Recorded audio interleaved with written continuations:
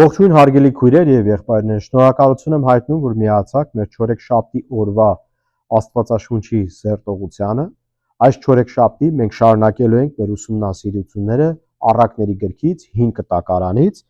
Սովորելու ենք մենք 11-րդ գլուխը 9-ից 12 համարները։ Վերնագիրն է իմաստության կարևորությունը հասարակության եւ քաղաքավարության մեջ։ Ուրեմն մինչև սկսելը մենք բոլորին միշտ ամեն շաբաթ, ամեն չորեքշաբթի սերտողությունները անելուց առաջ քաջալերում ենք, որ պատգամը ամբողջությամբ դիտեք եւ փոխանցեք ձեր մտերիմներին։ Դուք էլ ձեր ավետարանության պարտականությունը կատարեք եւ Աստծո խոսքը կիսվեք ուրիշների հետ։ Ուրեմն եկեք մի պահ մեր գլուխները խոնարհենք, աղոթենք ու անցնենք սերտողությանը։ Տեր Հիսուս, շնորհակալ ենք մենք քո բոլոր տված օրհնությունների եւ բարիքների համար։ Մենք շնորհակալ ենք այս հնարավորության համար, որ մեզ թույլ ես տվել, որ քո խոսքերը ուսումնասիրենք, կիսվենք մենք բոլորի հետ եւ իհարկե շնորհակալ ենք տեխնոլոգիայի համար, որ այս հնարավորությունը մեզ տրվել է ու աղոթում եմ մեր բոլոր հետևորդների, ունկնդիրների, դիտողների համար,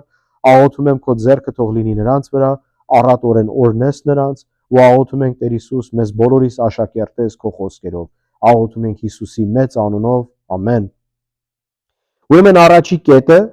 իմաստության անհրաժեշտությունը դրացիների հարաբերության մեջ 9-րդ համարը եկեք ուսումնասիրենք։ Անհավատն իր բերանով կկորցնի իր հարևանին, բայց արդարները գիտությամբ կազատվեն։ Ուրեմն անհավատ բառը այստեղ որ օգտագործվում է, անհավատարի մարդու մասին է խոսքը, կեղծավոր մարդու մասին է խոսքը, եւ այս համարը պարզապես կրկնվում է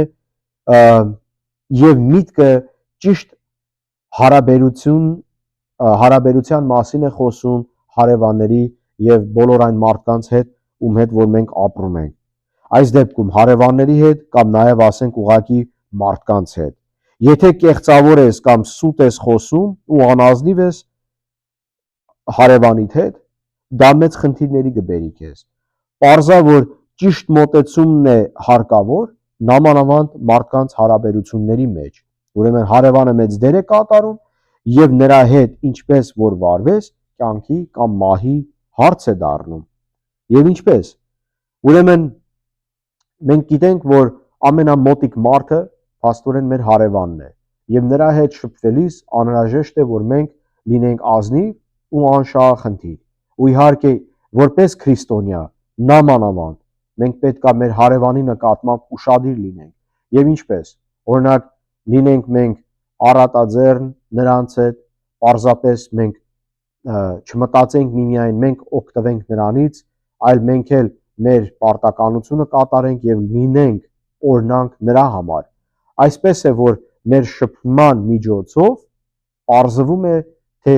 ինչ մակարդակի հավատացյալ ենք եւ ինչ նվիրվածություն ունենք Աստծո նկատմամբ։ Եթե մենք մարդկանց իսկապես սիրում ենք, ուրեմն Հիսուսի պես մենք էլ նույնպես սեր կունենանք մարդկանց նկատմամբ եւ կկատարենք Տիրոջ կամքը եւ մենք էլ բարեգութ կլինենք եւ ողորմած մարդկանց նկատմամբ նամանավանդ մեր հարևանների։ Երկրորդ կետը քաղաքի կամ պետության հետ կապված, սա էլ 10-ից 11 համարների մեջ է, որ պետք է ուսումնասիրենք։ Գրված է ուղղամիտները օրհնությամբ կներեք արդարների հաջողակությամբ քաղաքը կհրճվի, իսկ անիրավների կորստի ժամանակ ցնծության ձայն կլինի։ Ուղղամիտների օրհնությամբ քաղաքը կբարձրանա, բայց անիրավների բերանով կկործանվի։ Նորից կարդանք արդարների հաջողակությամբ քաղաքը կհրճվի,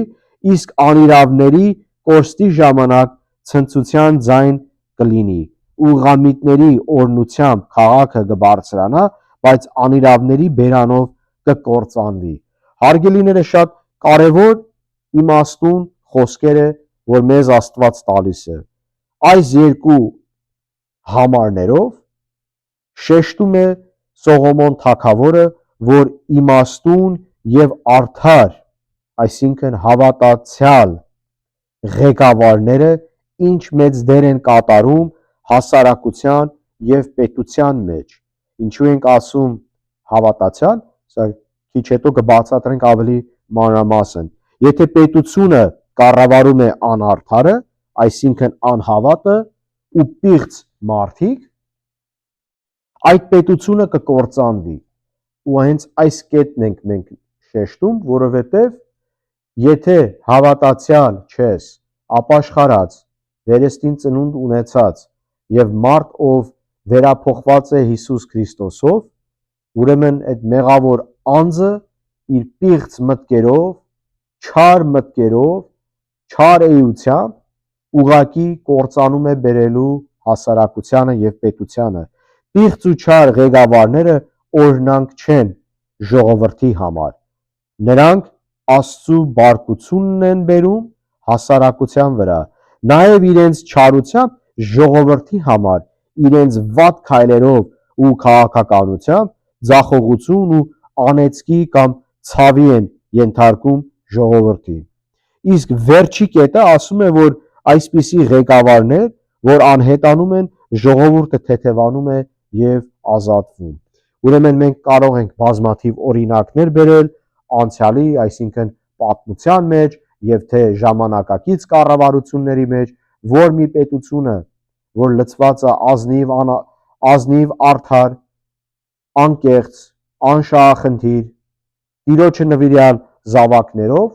այդ պետությունը կհաջողվի։ Իսկ որ պետությունը, որ լցված է կեղծ, պիղծ, անհավատ մարդկանցով, անաստված մարդկանցով, այդ պետությունը կկործանվի։ Եվ վերջի կետն էլ մեզ 12 համարում է գրված, իր հարևանին արհամարողը պակասամիտ է, բայց խոհեմ մարդը լռում է։ Ուրեմն հասկանանք, թե ինչ է նշանակում համբերատար լինելու հետ կապված։ Ուրեմն ամեն հարց չի, որ մեզ պետք է, որ մենք մուրժով լուծենք։ Երբեմն ժամանակ է գալի, որ պետք է հանդուրժող լինենք ու ուղղակի, ինչպես մեր ժողովրդական խոսքի մեջ է կամ բառապաշարի մեջ է, աչք փակենք կամ ընդհանրապես ներողամիտ լինենք։ Ամեն մի բանը պետք չի բարդացնել ու մեծ խնդիրներ ստեղծել։ Իսկ հարևանին անտարբեր լինելը եւ արհամարողը եւ հարևանի ցավը եւ տանջանքը եւ դժվարությունը արհամարողը պարզապես Տիրոջ կամքը չի կատարում, որ լինի պատրաստ օգնելու այն ժամանակում, երբ հարևանը մեր պետքությունն ունի։ Ուրեմն այստեղ մենք նայում ենք սովորեցինք, այսինքն մարդկային եւ մարդկության հարաբերությունների հետ կապված դրացի եւ պետություն, հասարակությունը եւ անհատը, խմբակային եւ անհատական այս համեմատություններն ու ուսուցումը։ Հարկավոր է, որ մենք որպես քրիստոնյաներս լինենք պատգամավոր Հիսուս Քրիստոսի, ինչպես որ մեզ Պողոս առաքյալն է սովորացնում, եւ լինենք մենք պատրաստ Տիրոջը ամեն վարքյան ներկայացնելու ճիշտ ձևով։ Ուրեմն հույսով եմ, որ այս պատգամը ձեր համար օրինակ էր, Տերը ձեզ առատորեն օրհնի։ Ամեն։